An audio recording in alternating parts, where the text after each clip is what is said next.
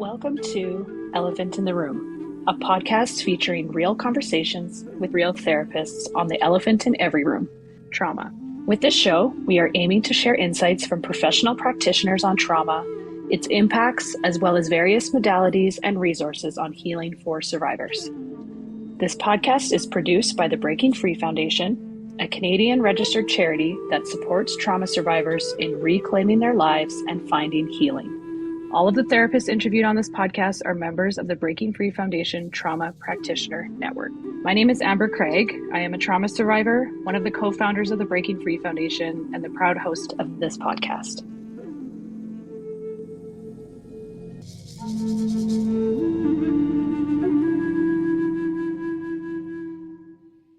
Today I am pleased to be joined by Sherani Sivakumar.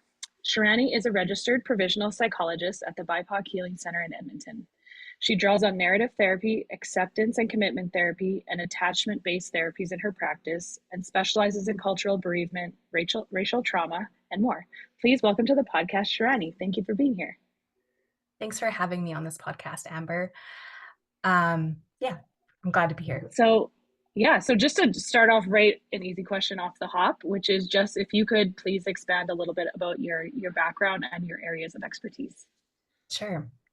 So I've been in my role as a registered provisional psychologist for 1 year, but have worked in previous various mental health roles from the past decade to support folks who've experienced trauma. So I've worked with folks who've supporting sexual violence, young people who've experienced developmental trauma, those who've been impacted by domestic violence, and then those who have been a part of historically excluded communities as well, so BIPOC communities and 2S LGBTQIA communities as well. So this is perfect because I want to focus our discussion today around racial trauma. And I'm going to start with a kind of a broad question, which is if you can define what that type of trauma is. Sure. So racial trauma results from the experience of racism or witnessing of racism in various forms that it takes. So this can be from direct or overt instances of physical and verbal attacks, threats, all the way to, those subtle instances of microaggressions as well, which are those slights that are made towards racialized people that can happen on the daily. It can also include bias. So whether that's that unconscious bias coming out or, the treatment of people as less than based on their race. So I also like to highlight that racial trauma can also come from witnessing of hate crimes, hearing of any injustices, witnessing the genocides that are occurring, in Palestine, Congo, Sudan. This can be really activating for folks. So these experiences of racism can be dangerous for individuals, and ultimately racial trauma can affect one's capacity to cope. So that's a perfect kind of segue into my next question, which is you sort of touched on it a little bit, but just surrounding who can be impacted by this type of trauma. Can you just expand on that a little bit more? Yeah. So BIPOC folks can be impacted by racial trauma. So Black, Indigenous, people of color. I know that there's a lot of discussion around this acronym of, whether it's helpful or harmful, how we identify folks. However, at the center, we like to highlight that we're kind of reclaiming this label as well, right? And highlighting how Black and Indigenous folks, they disproportionately experience systemic racism. So we need to foreground them in this acronym. And then recognizing that, while we have the shared experience of racial trauma, there's so much nuance and diversity in our lived experiences too. So I know for myself, I like to be really intentional in my stance of recognizing myself as a South Asian woman of color of yes, I've experienced my own racial trauma, but I'm not making any assumptions of folks that I support. Rather, I'm coming from a place of, compassion, curiosity, learning, unlearning, and, relearning all together, because, we're all on this path together. So.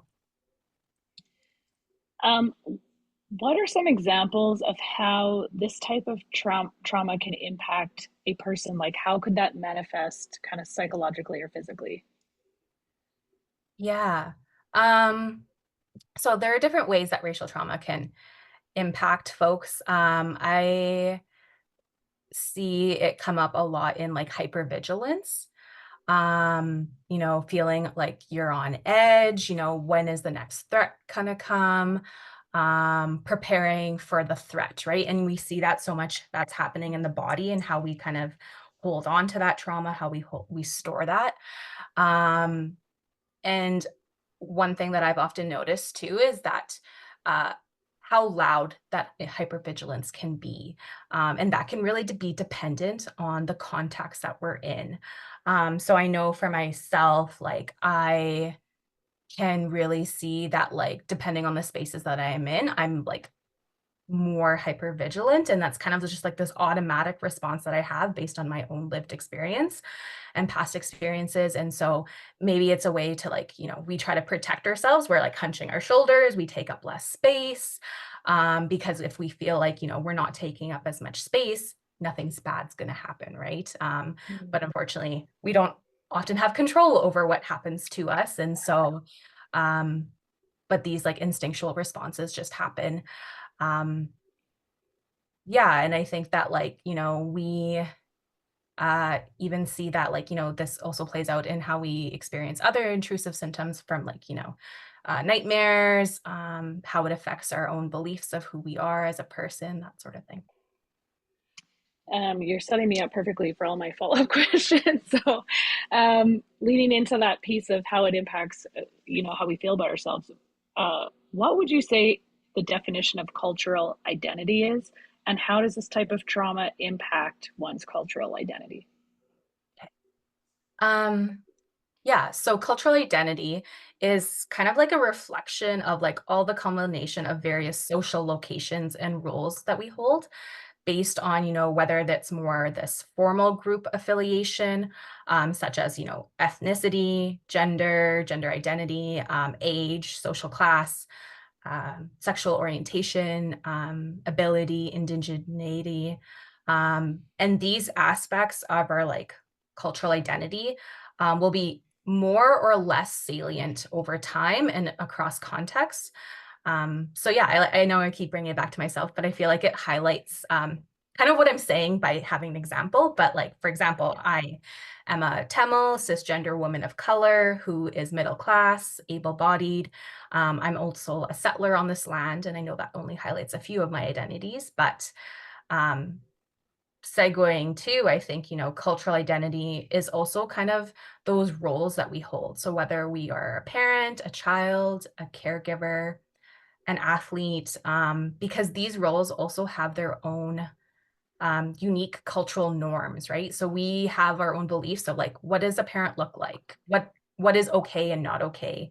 The way that society views them, and this can also kind of intersect with like our social location. So being a parent and being a woman, and what does that look like? Or being a racialized person and being a caregiver.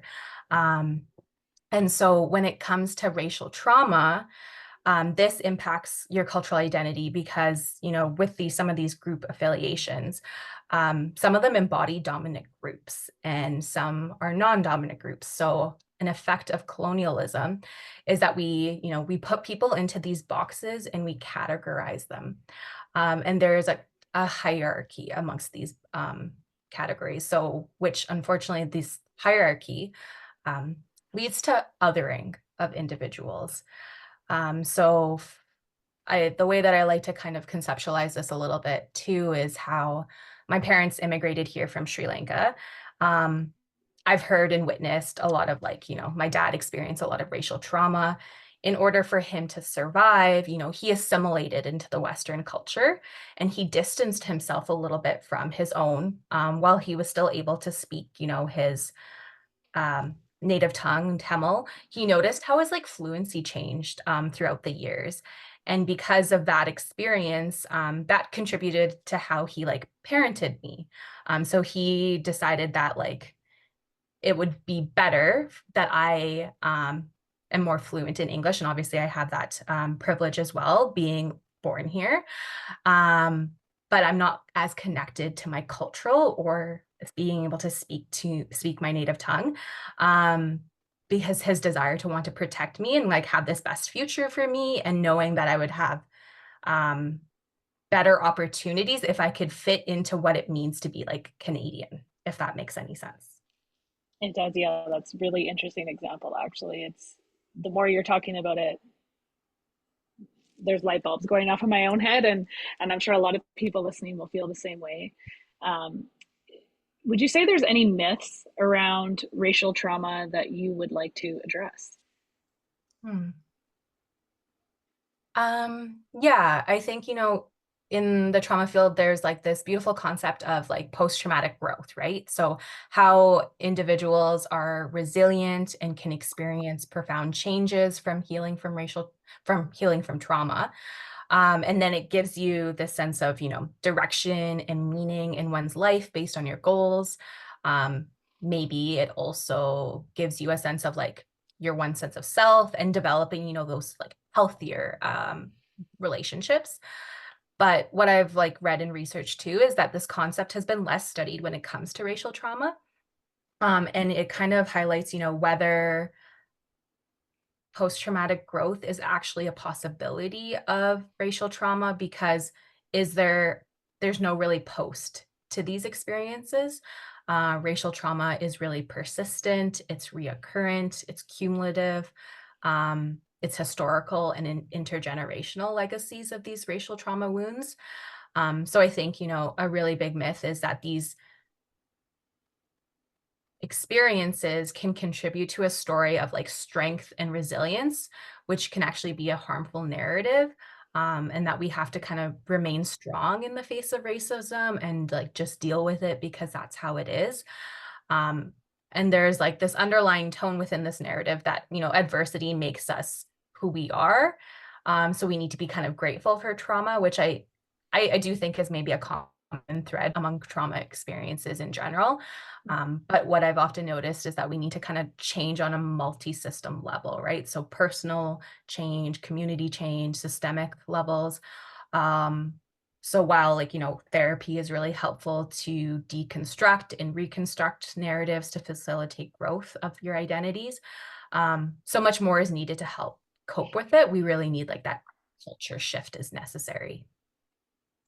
It's just made me think of something um, that I didn't think of heading into this conversation, but it just keeps coming up in my head is, this, I think this topic has come more to the forefront in the last few years, which is obviously really important. But like to your point, there's so much that needs to be done for people who are in a position of a management position in a company, or they represent an employer or an organization. What would you say are some ways that companies can kind of support people going through this type of trauma, or even what is their role in preventing it as well?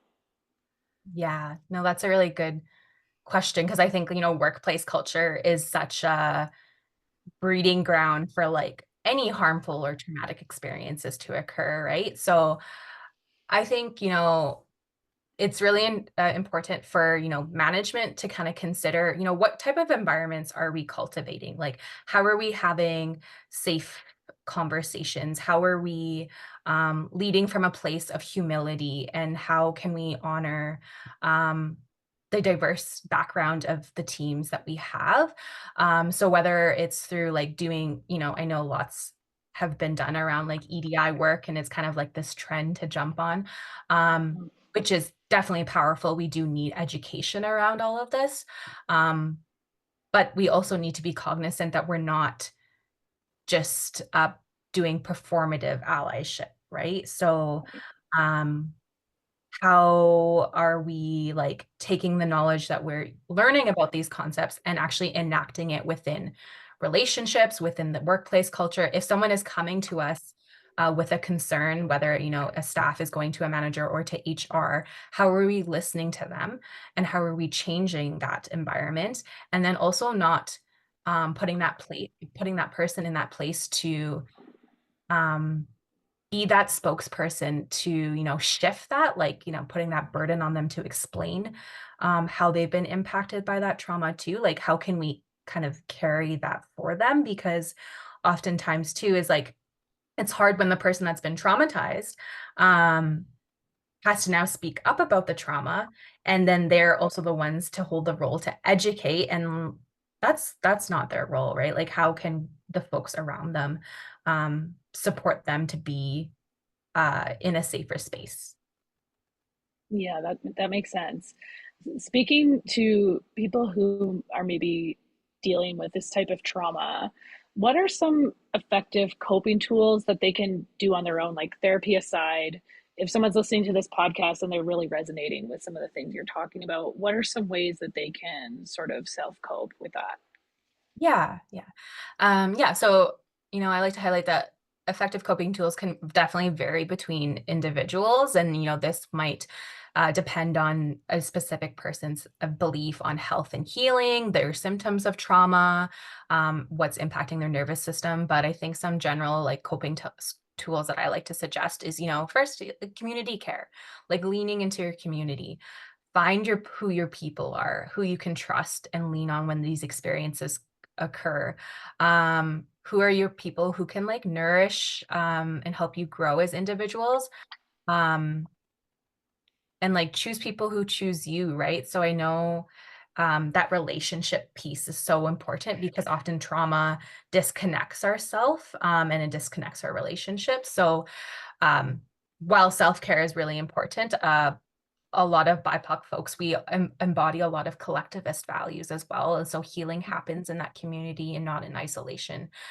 So having those people, who get it, and you don't have to really like explain too much about your story. And then knowing those people also who might not get it, but they're there to offer that like non-judgmental support. They can give you that space to listen, and then like you are able to share your story, and that can be really powerful. So you can feel seen and heard and held in these stories, right? Like that, I know that's the power of therapy, but you can also find that in community by having the right folks in your corner as well.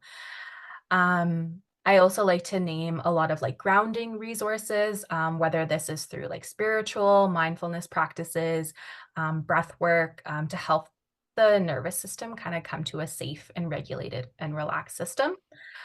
So maybe if someone is having like, nightmares or not able to sleep, maybe this is a sleep meditation or a mindfulness practice if, someone is having racing thoughts.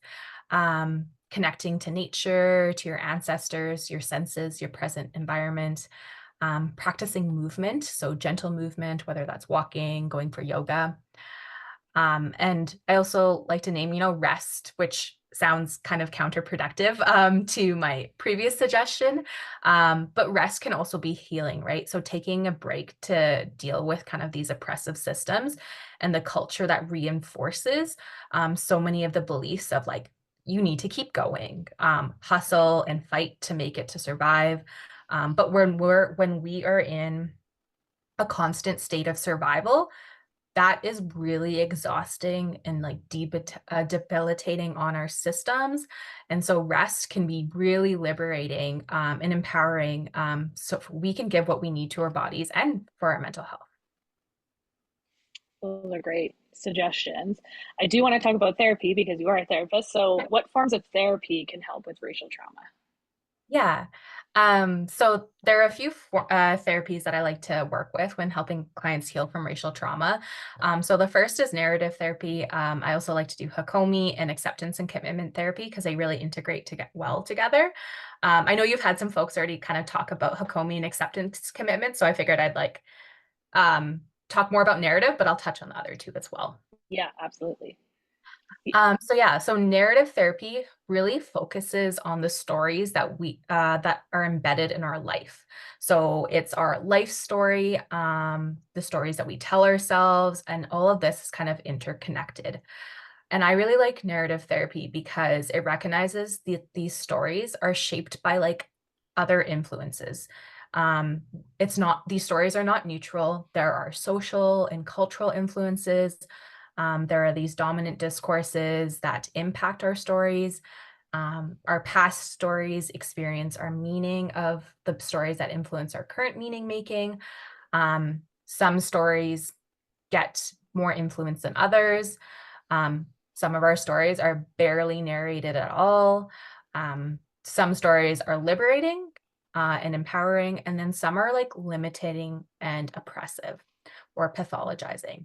And so because racial trauma grows from the social and the cultural influence that we're ingrained in, we have to really take time to integrate and investigate these stories and critique them.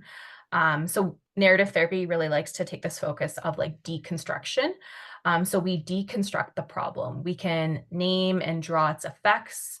And this is kind of done through externalization. So we don't see the problem as like within the individual. We kind of see it's like external to them, right? So I like to ask questions like, what would we call this problem? So maybe a client might say, oh, like maybe it's a racial monster. I'm just making this up as I go. Yeah. But okay, so what is the racial monster? What does it look like? When does it come out? What does a racial monster do?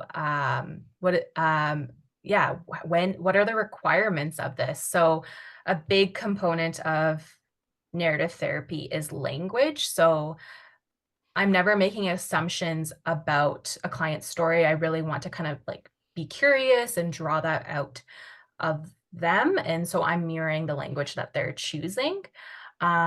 Because if I'm imposing any language on them, then I'm the author of their story, and that's not helpful by any means. So yeah, with deconstructing the racial monster, we need to really fully understand its impacts. So understanding the requirements it has, the position that it takes in that the client takes in relation to the problem. And then we also want to reconstruct the client's stories. So build a story that's kind of more preferred for the client. So that's reflective of their hopes, their dreams, their life, their wishes. And this can be really grounded in their values and principles. And that can bring a lot of meaning to them. And so I don't know if I mentioned this earlier, but like a really big impact of racial trauma is that it can become so internalized that we can turn that oppression towards ourselves, right? So we can hate on our own racial group. And so it's extremely powerful that like narrative therapy can kind of externalize this hate a little bit and realize that it gives us this information to have how much of a strong influence that it has on us, right? And then it's not us that we hate. It's like it's how we've been viewed to see ourselves because of these systems. And because narrative therapy is a really like top-down approach, we know that trauma can't always be processed from that lens. So we need that like bottom-up approach where, because trauma is so much stored in our system and our nervous system. So using somatic-based therapies can help process the trauma and what the body remembers when, the mind can't. So with Hakomi, it really allows us to explore the core material within one's system through like a mindful experience. So in the training that I took, I like the metaphor that they shared around exploration. So it kind of involves, throwing a pebble into the pond, and you'll stay with the water and see what happens when the pebble is thrown in. So how does the system respond? How can we learn how to change it? And then through this, really loving presence and a safe and secure therapeutic relationship, we can help the client allow to have a different experience, one that is more nourishing for the nervous system. And Yeah, we then, definitely. Sorry, go ahead. no, go ahead. Yeah. I was just going to say we're definitely getting so much more into the weeds on the mind body connection when it comes to trauma. Like it's come up a lot in recent episodes and conversations, so it's definitely timely that you bring this up. Yeah. I didn't mean to interrupt you though. What else were you going to add on there? No worries at all. I appreciate you saying that. I was just gonna say like how like acceptance and commitment therapy kind of come into this as well, is that because it views pain and suffering as inevitable. We're not trying to change it. but we look at how we can change our relationship to it. So how much are we attached to it so it has less power and control over us? And similar to narrative therapy, it also highlights values. So like we can ground in our values and then take action towards it. And that's something I think, is really powerful, especially for trauma survivors, is that we can regain control and choice, especially when that has been taken away for many folks. But yeah, I think that those are the really big main core therapies that I like to use. I know that like for myself as a therapist that whatever model that I'm using, I'm always mindful of the lens that I'm like viewing clients and the therapies that I'm using. So in my training, I really learned how to use a culturally responsive and socially just lens. So this is like considering, how does culture come into the therapy space? How can I use that? What does that mean for the client? And then also recognizing, what barriers do they have? And how can I help alleviate any of that barriers within like that therapeutic space, whether that's like offering sliding scale, but also if there's any change that I can take on a more of a micro level or not micro, macro level as well. But yeah, because I recognize that I hold power in my position too. So I want to do my best to always try to make sure that I'm not perpetuating any harm, but like, how can I use my power for a socially just way, in a socially just way? Yeah, that makes sense. So if somebody is listening to this podcast and maybe they don't identify directly that they have experienced racial trauma, but they definitely recognize that someone in their life has, what can people do to support another person who's dealing with this? Hmm. So yeah, in my previous work to educate the community on how to support survivors of sexual violence, we always had three things that people can do. And I think it can really apply to racial trauma as well, because it's simple, but it's really powerful. So I say listen, believe, and explore options. So with listening, creating that non-judgmental, safe enough space for folks to open up, share their experiences, practice active listening, show them that you're giving them your full attention. Um, be mindful of your nonverbal language, and know that like your presence is powerful and like you don't need to fix anything. And that can be really healing for them. And then believing. So believe what they're telling you, don't question or undermine them. The last thing that racial trauma survivors need is that the person that they turn to for support is questioning their validity of their experiencing them or doubting them, because then you're putting them in the position to have to prove what happened to them. They don't need to prove anything. And oftentimes, individuals will question themselves, did that really happen? Because it's just like so like out of like left field, or like we cannot believe it. Or sometimes it's like it's a microaggression. It's like because it's so slight, sometimes like, was that a microaggression? You second guess yourself. And so um it can still be a surprise, but we don't want to feed into that narrative. So really believing them. Um And as a listener, depending on the identities and the dynamics of the relationship, recognizing, what story you're bringing into, is there just belief because you recognize that, maybe you've never heard of these experiences happening before. Take that time for yourself later on to process that right now. And you need to just kind of be there for the person that is needing your support. Saying things like, I hear that this work event maybe did not make you feel safe because of X, Y, and Z. Or, I really do believe you that a microaggression happens towards you. I'm sorry. So asking them if there's anything that you can do to help them. Let them have control and choice over what they need best. Maybe it's brainstorming some options. Is it them needing a support person to go to a certain space with them? Is it them needing the friend to be like an ally to stand up for them if something happens? Or is it them needing them to find a therapist to help with? Like there's so many different ways. And like coming back to the piece of like, how can the friend help somebody care for themselves at the end of the day after this really overwhelming experience happened. I really love the simplicity and power of believing. I mean, we know that, but I love how you said that nobody needs to prove it. That's just so simple, and it's a really powerful statement. And yeah, I just like the way you said that, so I really appreciate that. Mm.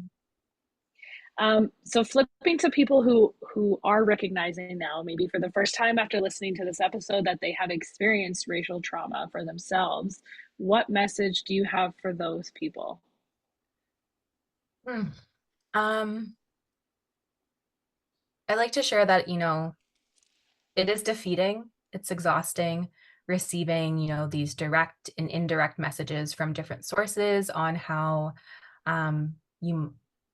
you might not be good enough, you're devalued, dehumanizing, you're dehumanized. Um, and it's essential that, we hold space for the realities of these lived experiences of racial trauma and the effects of it. And I hope that listeners that, are maybe kind of drawing these connections, that there can be openness to the possibility of reclaiming your power through reclaiming your identity, your culture, your sense of self, and how you embody your values and show up for your relationships and communities. We are the author of our own stories and communities.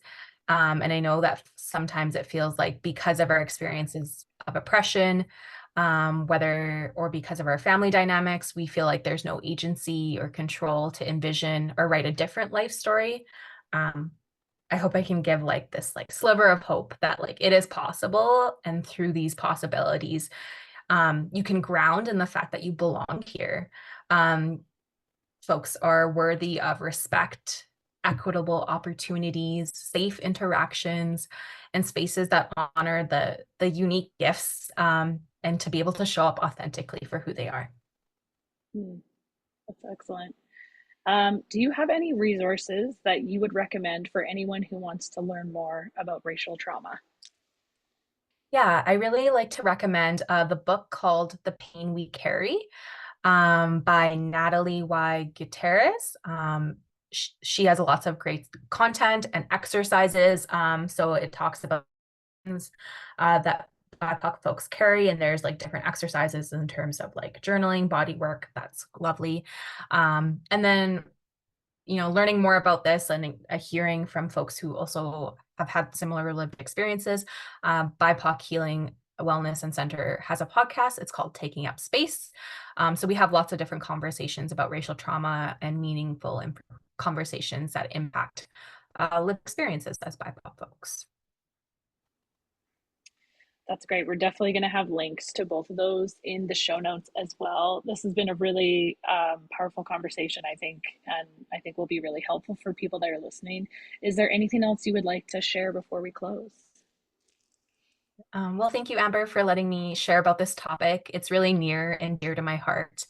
I'd like to end with an invitation for folks to be allies and accomplices in the face of oppression, whether it is racial oppression or any various forms of oppression that's imposed on individuals. We need allies and us in a safer world. It's a great note to end on. Thank you again for being on the show today. If anyone is looking for more information about Sherani and her practice, please see our show notes. The Breaking Free Foundation offers therapy grants for trauma survivors in Alberta, and we also host 2 free support meetings a month. One is in person in Calgary, and one is online. For more information on trauma therapy and our organization, please visit us online at breakingfreefoundation.ca. If you enjoyed this podcast, please subscribe and share. That's all for now. Stay well.